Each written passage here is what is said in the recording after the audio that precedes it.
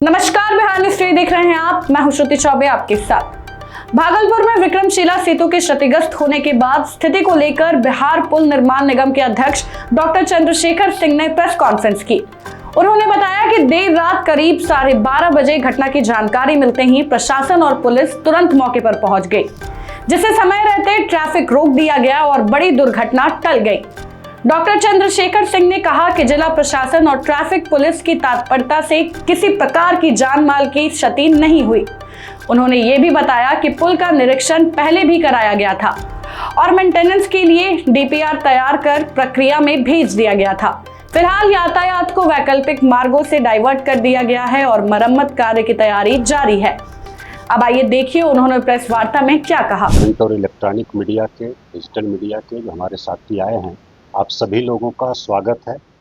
आप सभी लोग अवगत हैं कि एक दुर्घटना हुई है भागलपुर में। विक्रमशिला सेतु का एक स्पैन जो है वो क्षतिग्रस्त हो गया है आज रात में, और लगभग 12:30 बजे के आसपास 12:35 पर आज रात में ये संज्ञान में हम लोगों को आया कि उसका एक स्पैन पुल का वो धंस रहा है। और जो ट्रैफिक पुलिस है भागलपुर की, सबसे पहले वो पहुंची वहां, और उसके बाद यातायात को पूरी तरह से रोक दिया गया और फिर पुल को धीरे धीरे खाली करा दिया गया। और कुछ ही देर बाद वो स्पैन पूरी तरह से ध्वस्त हो गया और नदी में गिर गया। और भागलपुर जिला प्रशासन, पुलिस प्रशासन की हम लोग प्रशंसा करते हैं कि उन लोगों की मुस्तैदी के कारण किसी प्रकार की जान माल की क्षति नहीं हुई, अन्यथा बड़ी संख्या में जान माल की क्षति हो सकती थी, क्योंकि वाहनों का काफ़ी दबाव रहता है उस पुल पर। और उस पुल की बात हम लोग करें तो वर्ष 2001 में वो तैयार हुआ था और आम लोगों के लिए, यातायात के लिए खोला गया था। और यूपी ब्रिज कॉरपोरेशन के द्वारा उसका निर्माण किया गया था और उसका मेंटेनेंस, रख रखाव एनएच डिवीज़न आरसीडी के द्वारा किया जा रहा है। उनके कार्यपालक अभियंता जो भागलपुर के हैं, उनको मुख्य जिम्मेदारी दी गई थी, उनको अभी निलंबित किया गया है। और बाकी बीच में एक बार सूचना आई थी लगभग 1 महीने पहले, तो एक टीम हम लोगों ने यहाँ से भेजा था, पुल निगम की भी टीम गई थी, आरसीबी से भी और आईआईटी पटना से भी हम लोगों ने परामर्श लिया था।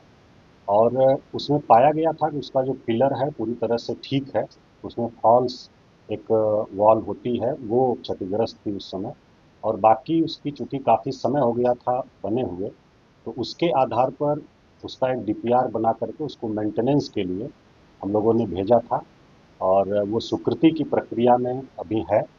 और इस बीच में माइनर मरम्मती के लिए कार्यपालक अभियंता को निर्देशित किया गया था कि जहाँ आवश्यकता हो उसको किया जाए।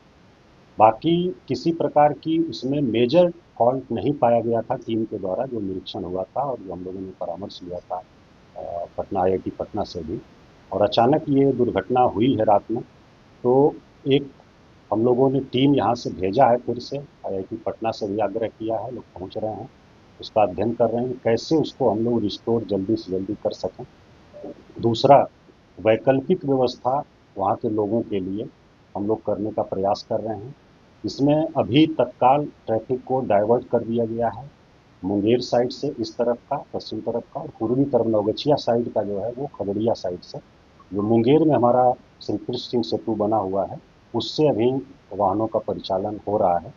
बाकी हम लोग प्रयास कर रहे हैं कि स्टीमर के माध्यम से छोटे वाहन और आम लोगों जो आना जाना होता है उन लोगों की व्यवस्था तत्काल कराएं। माननीय मुख्यमंत्री जी ने रक्षा मंत्री जी से भी बात किया है और आर्मी प्रमुख से भी बात किया है, और हमारा जो बॉर्डर रोड ऑर्गेनाइजेशन होता है और आर्मी का जो सेटअप होता है, हम लोग उनसे भी सहयोग लेने पर विचार कर रहे हैं। उनसे सहयोग लेकर के तत्काल हम लोग इसको लोगों के लिए वैकल्पिक व्यवस्था कर सकें, और यथाशीघ्र हम जो स्पैन गिरा है, पिलर पूरी तरह से सुरक्षित है, और स्पैन जो गिरा है उसको जो हमारी टेक्निकल टीम गई है उसके रिकमेंडेशन के अनुसार उसे बनाने का काम करेंगे।